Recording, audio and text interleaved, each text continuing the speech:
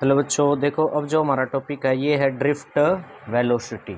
ठीक है, ये टॉपिक है। इसमें क्या बताया है, it is define as the average velocity with which free electron of a conductor get drifted toward a positive end of a conductor when potential is applied across the end of conductor. तो drift velocity average velocity को ही बोलते हैं drift velocity. और किसकी average velocity है ये? Electrons की। किसकी है?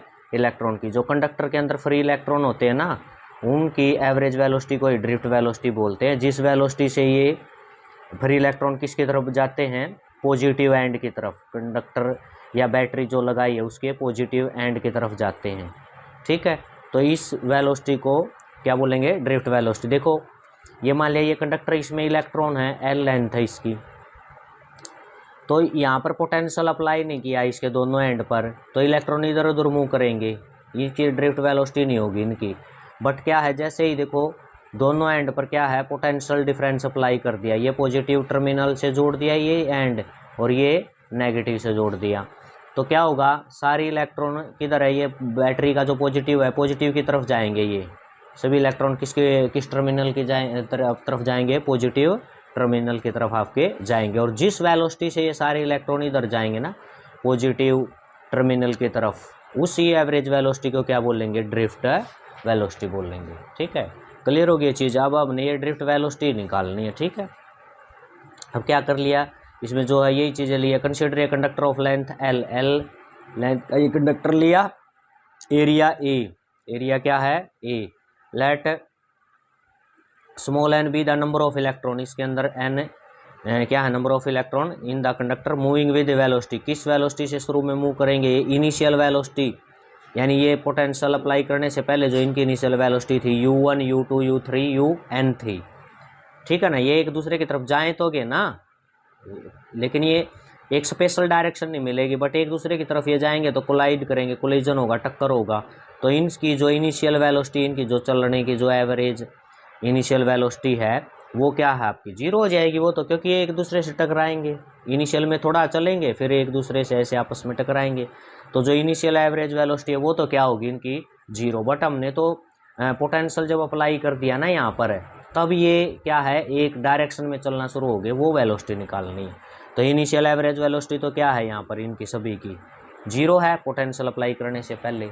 ठीक है, तो इसको हमने कह दिया इक्वेशन 1, ये जो आपकी है। अब आगे देखते हैं, इसमें देखो अब क्या बताया है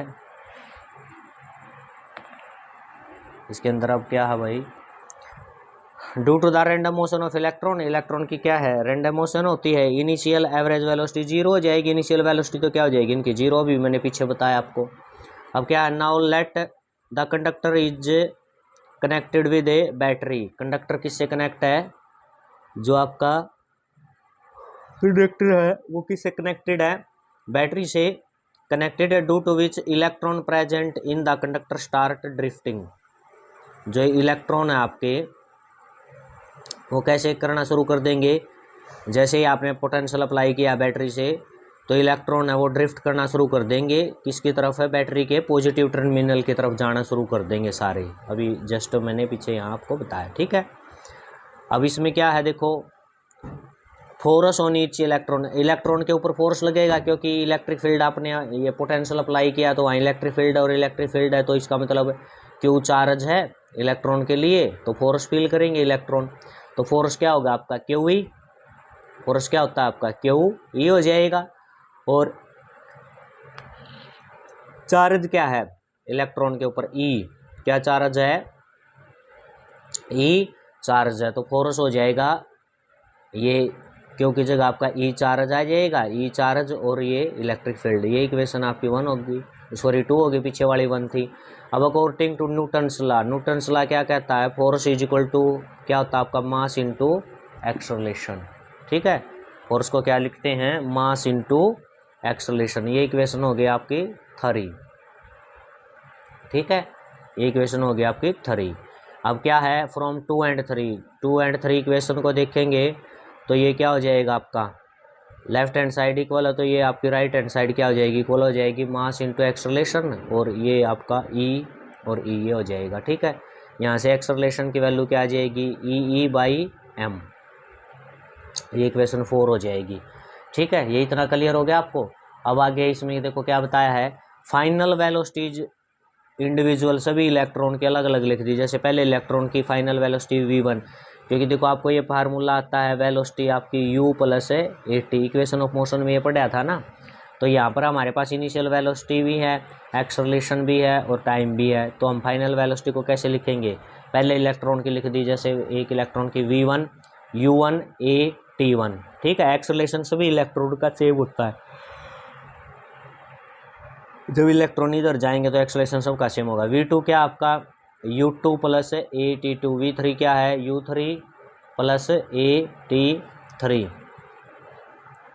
इसी प्रकार से vn क्या हो जाएगा un प्लस atn, ये हो जाएगा। ठीक है, सबकी वेलोसिटी लिख दी, इलेक्ट्रॉन की, सेकंड की, थर्ड की और सबकी लिख दी। तो एवरेज वेलोसिटी क्या हो जाएगी, एवरेज वेलोसिटी आपकी सभी की वेलोसिटीज क्या हो जाएंगी, जुड़ जाएंगी, v1 plus v2 plus v3 और ये vn तक हो जाएगा, वो बाई n डिवाइड कर दिया ये। ठीक है, तो एवरेज वेलोसिटी v1 की वैल्यू ये रख दी u1 प्लस at1, v2 की u2 प्लस at2, ये इसी प्रकार सब की रख दी। अब इसमें से u1 u2 u3 ये अलग कर लिया। ठीक है, इसमें से u1 u2 u3 un तक अलग कर लिया, नीचे n, सब के नीचे n है ना ये, तो n इसके नीचे लिख दिया, प्लस अब at1 at2 at3 ये बचेंगे, इनमें से a कॉमन निकाल दिया। क्या है, क्या कर दिया, देखो यहाँ पर ये आपका ये एवरेज वेलोसिटी है, ये सब की वैल्यू ये रख दी। यहाँ से क्या कॉमन है ना, सॉरी यहाँ से u1 u2 u3 इनको लिख दिया एक जगह, u1 u वाले एक जगह लिख दिए, बाई में ये n है ही। ठीक है, इसी प्रकार से प्लस ए एक्सेलरेशन अंदर बचेगा आपका t1 t2 t3 tn तक बचेगा ये। ठीक है, और n उसके नीचे भी है, सभी के नीचे।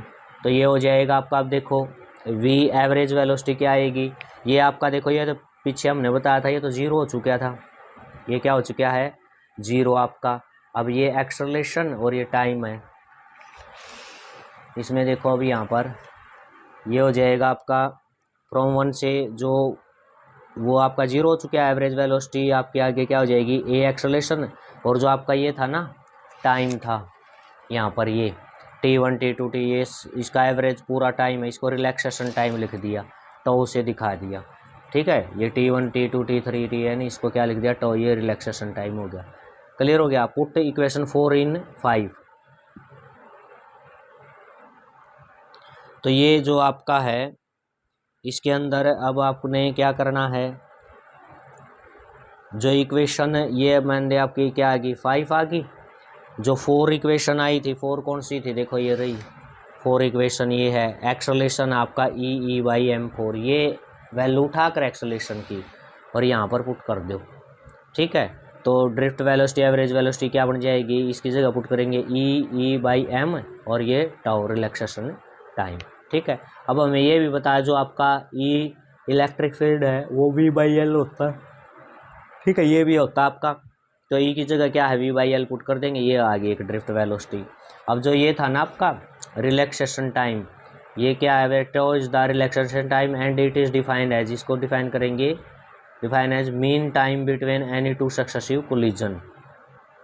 ये इलेक्ट्रॉन आपके एक दूसरे के साथ टकराते हैं ना कंडक्टर के अंदर, तो उनमें जो रिलैक्स में जो टाइम लगता है वो रिलैक्सेशन टाइम है, यानी कि उनके टकराने से पहले, दो सक्सेसिव कोलिजन से पहले का जो टाइम है वो आपका क्या है रिलैक्सेशन टाइम हो जाएगा। ठीक है, इसमें फिर क्या बताया, for constant potential, for constant potential V D directly proportional, यानी कि मैं यहाँ से ये कह दिया, देखो ई भी कांस्टेंट है, ये इसको भी एक टाइम के लिए कांस्टेंट ये कह दिया है मास, और पोटेंशियल कांस्टेंट ले दिया, तो वी किस पे प्रोपोर्शनल है लेंथ की, यहाँ से ये दिख रहा है आपको।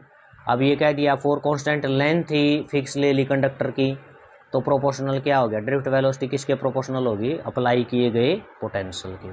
ठीक है, अब इसमें ये और है, if we increase the temperature of conductor, अगर हम कंडक्टर का देखो टेम्परेचर बढ़ा देते हैं तो काइनेटिक एनर्जी फ्री इलेक्ट्रॉन की बढ़ जाएगी कंडक्टर के अंदर, ड्यू टू विच इससे क्या होगा, collision between them also increase, उनके बीच का क्या है कोलिजन भी क्या हो जाएगा इंक्रीज हो जाएगा and hence relaxation time get reduce. Relaxation time आपका क्या है, डिक्रीज हो जाता, घट जाता है, ठीक है, क्योंकि वो जल्दी जल्दी टकराएंगे तो रिलैक्सेशन टाइम घट जाएगा। तो इससे क्या होगा, ड्रिफ्ट वेलोसिटी आपकी रिड्यूस हो जाएगी, क्योंकि ये आपका कम हो जाएगा तो ड्रिफ्ट वेलोसिटी भी कम हो जाएगी, फिर स्लो चलेंगे, इलेक्ट्रॉन क्यों टकराएंगे ज़्यादा, ठीक है। तो ये था आपका ड्रिफ्ट वेलोसिटी का रिलेशन, इसको कर लेना अच्छे से। Okay, thank you.